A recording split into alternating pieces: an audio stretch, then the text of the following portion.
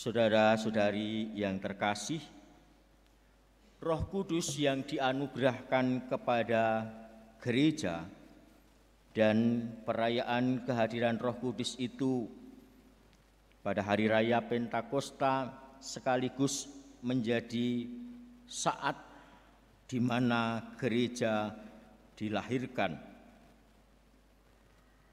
Maka Roh Kudus itu adalah jiwa gereja. Pada hari raya Pentakosta ini kita diundang untuk melihat ke dalam diri sendiri. Gereja diundang untuk melihat dirinya sendiri dan menemukan jiwanya.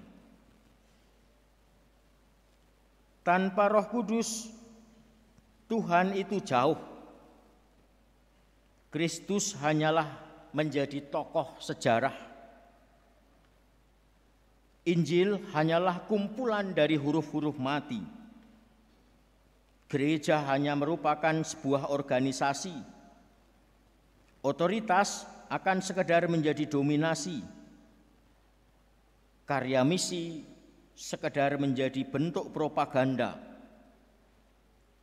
Liturgi hanya nostalgia, pengenangan akan masa lalu. Dan apa yang kita lakukan sebagai orang Kristen hanya akan menjadi semacam kerja paksa yang diwajibkan. Namun berkat Roh Kudus yang dianugerahkan kepada Kristus, kepada gereja, Kristus yang bangkit tetap hadir di dalam kehidupan kita saat ini, bukan hanya sekedar tokoh sejarah. Injil adalah kekuatan yang hidup, bukan sekedar kumpulan huruf mati. Gereja adalah persekutuan di dalam kehidupan Tritunggal, bukan sekedar organisasi mati.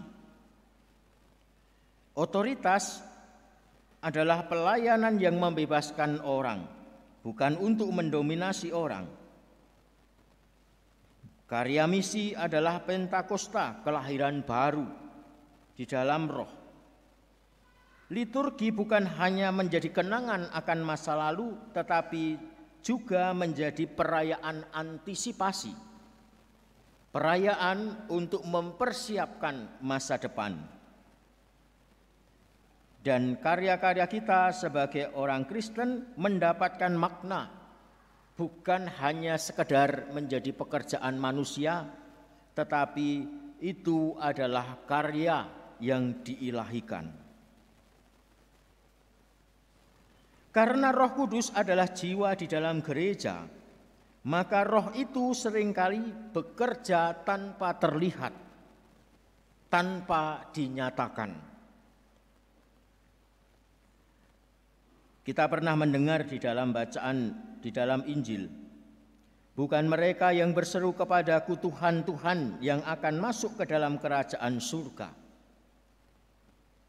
Dengan mengadaptasi perkataan Yesus ini kita dapat mengatakan hal yang sama mengenai Roh Kudus.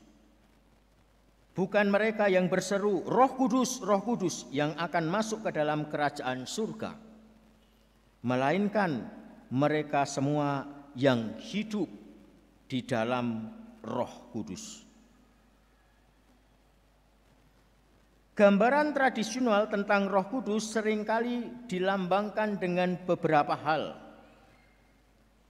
Api, angin, air, awan, merpati.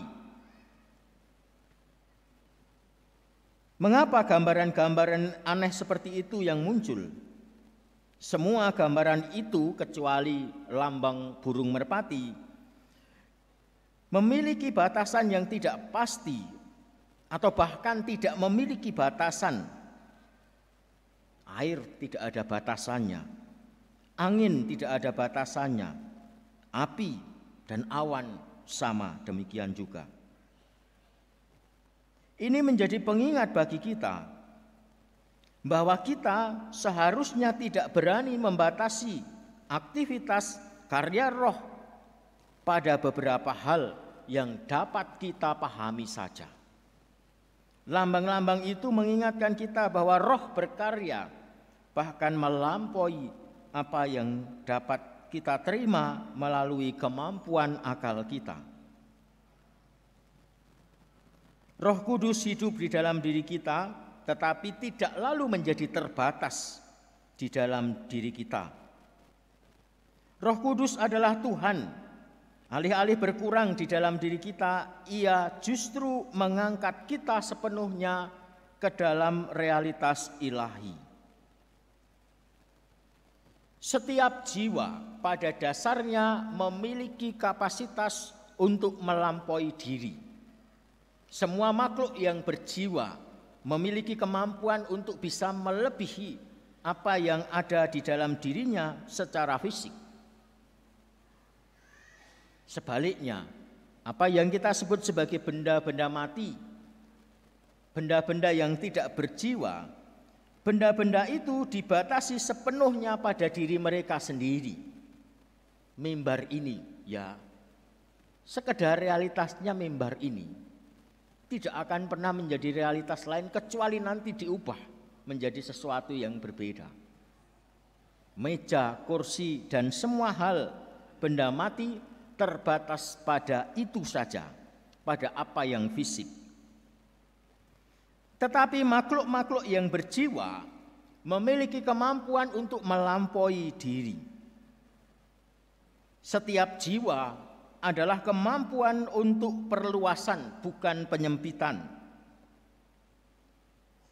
Tanaman memiliki kemampuan tertentu untuk menjangkau di luar diri mereka sendiri, untuk mendapatkan makanan dan untuk memperbanyak spesies mereka.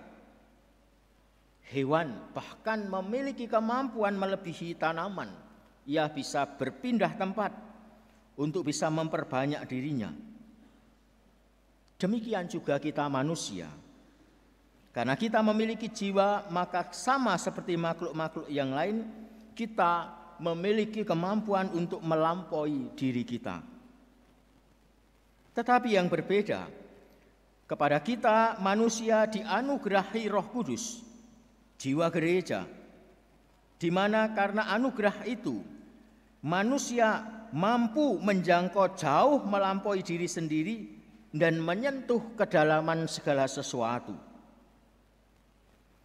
Kapasitas itu diperluas tanpa batas oleh kehadiran Roh Kudus, sehingga kita bahkan dapat menyentuh kedalaman Tuhan.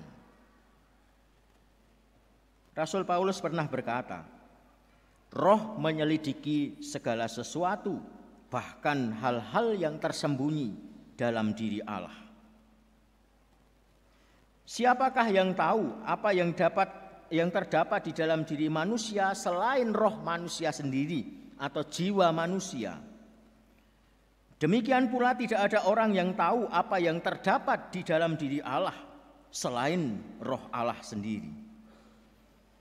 Kita tidak menerima roh dunia tetapi roh yang berasal dari Allah, supaya kita tahu apa yang dikaruniakan Allah kepada kita.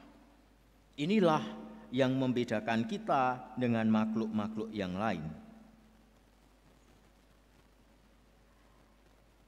Dan karena Roh Kudus itu berkarya sebagaimana jiwa hadir di dalam diri kita dan mempengaruhi segala tindak dan perilaku kita, melakukan sesuatu tanpa terlihat, maka Roh Kudus, karya Roh Kudus itu lebih cocok dengan situasi keheningan batin, bukan dengan hiruk pikuk. Kita akan dapat mengenali kehadiran Roh Kudus di dalam hidup kita ketika kita berani masuk ke kedalaman batin kita, bukan membiarkan diri terseret oleh hiruk pikuk dan aktivitas pekerjaan kita di dunia ini. Keheningan itu menjadi cara bagi kita untuk bisa semakin menyadari kehadiran Roh Kudus yang bekerja. Kalau para penangkap burung menangkap burung dengan umpan, membuat burung dari kayu, atau memancingnya dengan suara-suara yang mirip burung itu, atau untuk makhluk yang lain dilakukan hal yang sama, memberikan sesuatu yang menarik perhatian dari yang dipancing atau diumpan itu, maka umpan bagi Roh Kudus bagi hidup kita adalah keheningan batin. Oleh karena itu perayaan hari ini mengundang kita supaya di tengah segala hiruk pikuk pekerjaan dan karya kita di dunia ini, kita mau menyediakan waktu untuk hening dan menyadari karya Roh Kudus di dalam diri kita.